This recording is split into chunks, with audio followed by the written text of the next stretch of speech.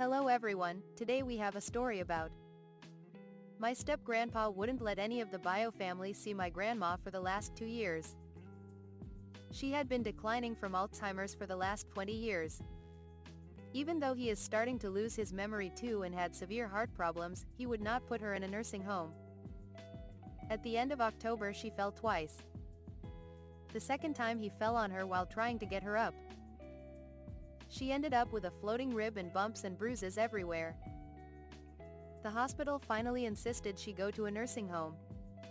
He brought her one very lightweight blanket even though she was always freezing. My dad, stepmom and I were finally able to see her at the nursing home. It was heartbreaking. She barely talked and when she did it made no sense. We went out and bought her bedding and an extra fuzzy blanket. As I left for the last time I told her I loved her and she looked me straight in my eyes and said, "I love you too." I'm so grateful for that last memory. She passed away from a heart attack on January 17th. He isn't having a funeral or even putting an obituary in the paper. We are going to have a memorial this summer when everyone can come home. I've always known he was stubborn, but this crossed the line. She collected mini teapots. When they moved permanently to Florida he was throwing everything away. My brother rescued them for me so at least I have a little piece of her. The following tell. Abusive alcoholic narcissist who made our lives hell.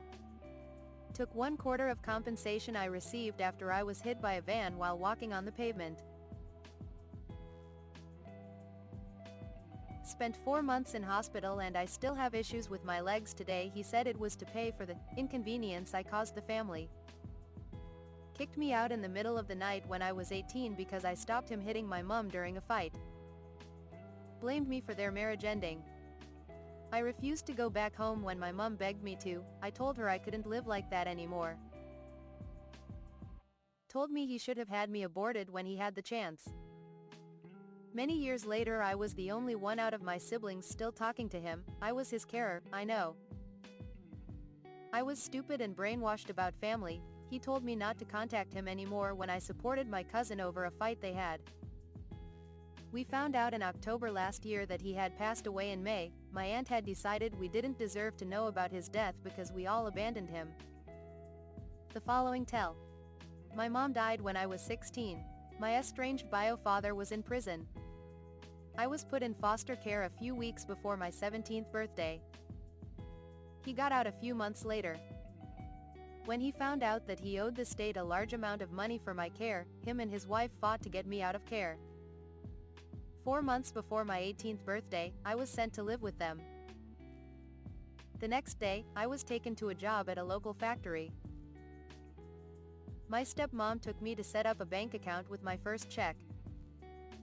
Each week when I was paid, I was allowed to keep $25 and the rest had to be put in the bank. She said it was so I would have dollar to leave when I became an adult.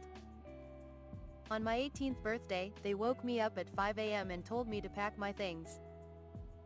My dad gave me $20 and told me to leave. I couldn't carry all my stuff. So I placed my things on the porch and told them I would be back in a few hours to get it. When I got back about noon, there was nothing there. Later found out they drug it all back inside and gave it to their kids. When I went to the bank, the lady told me that my stepmom and dad closed my account 2 days earlier. A few years later, a brother I still talk to told me that the state froze their business account and their joint bank account for non-payment of child support for me. It ended up costing them around $28 minus $30K to iron it all out. So, they stole about $750 cash and some clothes from me, so the state took a huge chunk of dollar from them. I didn't see a dime of it, but it felt good to know they got to experience having that rug pulled out from under them and a kick in the wallet. The following tell. Yes, it was. He once tried to delay a hearing he was about to lose, so he made an emergency claim that she is crazy and suicidal and I have to be removed from home. I was almost 15 already. The social worker wrote, apart from it being obviously false, that he should have lengthy therapy before he's allowed to see me. But point is it was still a win for him because the hearing was delayed by many months.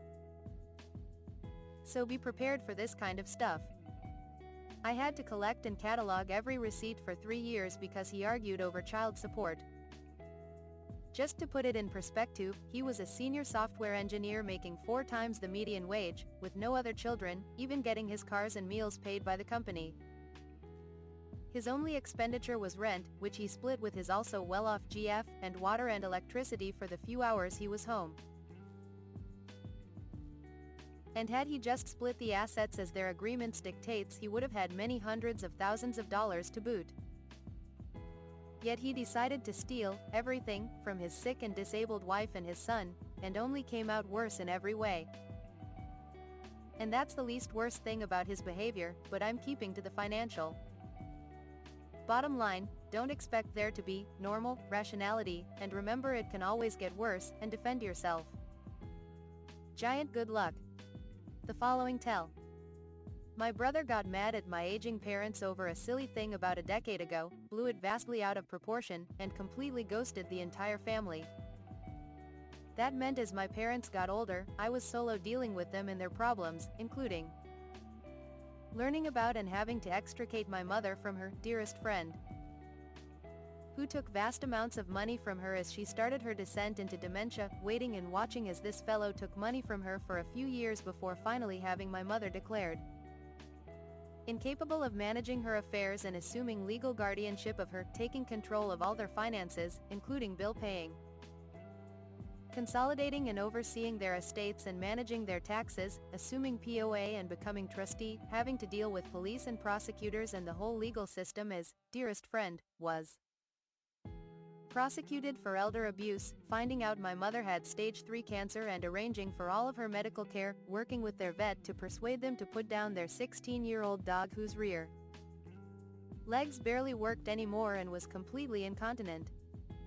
Noticing my mother was forgetting how to get to places like my home and the grocery store and stopping her from driving. Amid much protest, realizing my parents could no longer live by themselves in their enormous home and moving them into an assisted living home nearby, preparing selling and emptying their enormous house that was packed to the gills with a lifetime of stuff. Not only did they never downsize, they upsized in their early 70s, selling their beloved summer home that had been in the family for more than 80 years, going to the hospital for a week and then dealing with significant life changes when my father suddenly lost his vision, overseeing their care at the retirement home and dealing with my mother's daily protests that her car should never have been sold, and that she needs a lawyer to get her money back from me so she can return to her home that was sold 20 years ago, etc. And my brother never responds to any attempted communication on my part, such as, "Mom has cancer," or, "I've moved them into assisted living." When the time comes, I will be the executor of their wills and trusts and will oversee the equal distributions of their estates between the two of us. Thanks for watching, come back again.